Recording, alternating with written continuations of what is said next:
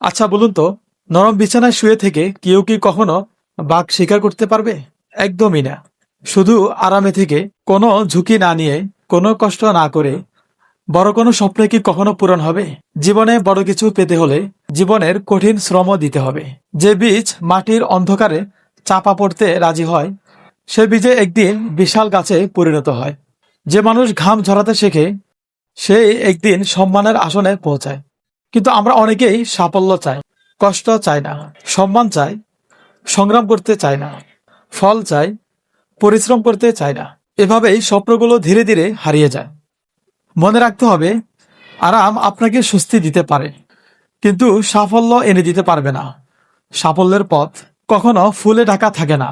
সেখানে থাকবে ব্যর্থতা, থাকবে সমালোচনা, থাকবে একাকিত্ব, থাকবে জীবনের কঠিন সংগ্রাম। কিন্তু ঠিক সেই মুহূর্তে যারা থেমে না যায়, তারাই একদিন ইতিহাস তৈরি করে। অতএব আজকের কষ্টই আগামী দিনের শক্তি, আজকের পরিশ্রমই আগামী দিনের সম্মান, আর আজকের ধৈর্যই আগামী দিনের বিজয়। তাই আজ থেকে প্রতিজ্ঞা করুন, অলসতা করা যাবে না। নিজের স্বপ্ন পূরণের জন্য নিজেকেই লড়তে হবে। মনে রাখতে হবে, সফল সেই মানুষ হয় যে কষ্টকে ভয় না পেয়ে প্রতিদিন এক ধাপ করে সামনে এগিয়ে যায়। আপনি যদি আপনার নিজের স্বপ্নকে সত্যিই পূরণ করতে চান, তাহলে আজ থেকেই শুরু করুন।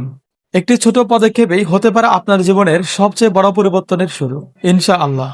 মহান আল্লাহ আমাদের সবাইকে সৎ পথে অবিচল থাকার শক্তি এবং পরিশ্রম করার তৌফিক দান করুন। আমিন।